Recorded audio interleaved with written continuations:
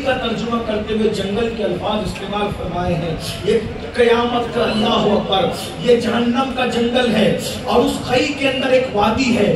اس وادی کو وادی حبہب کہتے ہیں اور یہ وادی حبہب جہنم میں سب سے خطرناک وادی ہے, جہنم کی سب سے گرم وادی ہے.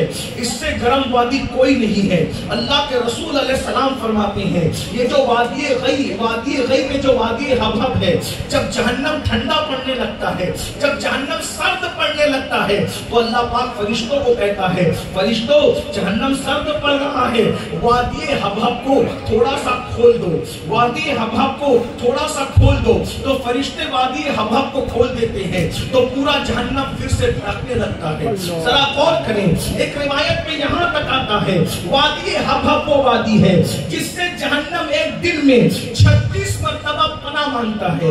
وادی حبہب وہ وادی ہے جس میں پہاڑ ڈالے جائیں تو پہاڑ بھی پگھل جائیں. آقا ارشاد فرماتے ہیں وادی حبہب وہ وادی ہے اللہ اکبر جس میں بختی اونٹ کی طرح موٹے موٹے بچھو ہے. وادی حبہب کے اندر 70 سال کی لمبائی جتنے سانپ ہے اللہ اکبر. چونکہ صحابہ حضور پہ یقین رکھتے تھے, ہم تو کمزور ایمان والے ہیں. یہاں بہت سارے لوگ اس حدیث کو سن کر کے من ہی من میں مسکرا رہے ہوں گے اس مولوی کو اٹھا کر کے لائے, یہ کیسے ڈرانے کے لیے آ گیا. سنو سنو غور سے سنو, صحابہ کرام حضور پر سچا یقین رکھتے تھے. ارے جس میں پہاڑ پگھل جائے اس میں انسان کا کیا بنے گا, جس میں پہاڑ پگھل جائے اس میں انسان کا کیا بنے گا. اللہ اکبر اللہ اکبر. جہنم کی سب سے گرم وادی وادی حبہب. صحابہ تڑپ گئے ہوں گے, عرض کیا یا رسول اللہ ہمارے ماں باپ آپ پر قربان, یہ وادی حبہب میں کس کو داخل کیا جائے گا, وادی حبہب میں کون جائے گا. تو میرے آقا فرماتے ہیں 5 قسم کے لوگ ہیں, 5 لوگ ہیں, 5 گنہگار ہیں جو وادی حبہب میں ڈال دیے جائیں گے. اللہ اکبر. اب ان 5 کا ذکر کرتا ہوں اور بات پوری کر لیتا ہوں.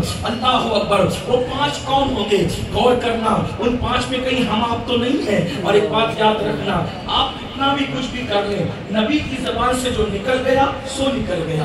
آقا نے کہہ دیا یہ جہنم میں جائے گا تو جائے گا, جس کو کہہ دیا جنت میں جائے گا تو جائے گا. اب آپ چاہے جو کر لیجئے.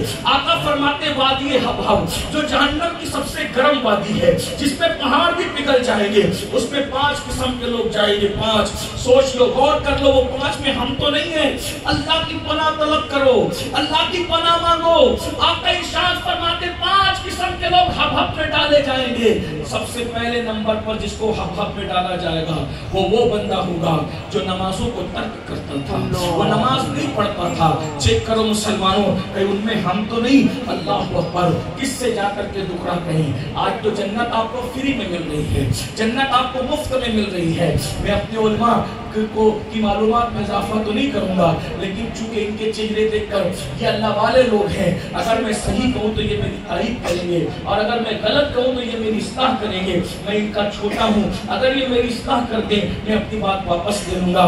میرے بھائیوں, یہ جو تمہارے ساتھ روزانہ کھلواڑ ہوتا ہے نا, کہ زنا کرو, شراب پیو, چوری کرو, نماز پڑھو, مت پڑھو, کلمہ آتا ہے نہیں آتا, آپ لوگ جنتی ہو, جنتی کیونکہ آپ سنی ہو. سنی ہونے کی بنیاد پر تم یقیناً جنت میں جاؤ گے. میں پوچھتا ہوں آخر وہ کون سی سنیت ہے بھائی جو نماز پڑھنے کے بعد بھی باقی رہتی ہے, آخر وہ کون سی سنیت ہے بھائی جو ولیوں کے ساتھ بغاوت کرنے کے بعد بھی باقی رہتی ہے. ہم بے نمازی کو کافر نہیں کہتے, لیکن ایک بات میں آپ سے پوچھنا چاہتا ہوں, جب بے نمازی کے لیے اللہ کے رسول نے فرما دیا جس نے جان بوجھ کے نماز چھوڑ دی, میں محمد اس سے بیزار ہوں, سارے انبیاء اس سے بیزار ہیں. آقا ارشاد فرماتے ہیں جس نے جان بوجھ کر نماز چھوڑ دی قیامت کے دن اس کے ساتھ میرا کوئی وعدہ نہیں ہے, وہ میرے ذمے سے باہر نکل گیا ہے. اپنے آپ سے پوچھنا چاہتا ہوں, ان حدیثوں کی موجودگی میں, یہ حدیث میں خود نہیں بیان کر رہا ہوں, فقیہ ابو اللہ سمرقندی حنفی بیان کر رہے ہیں کہ آقا نے فرمایا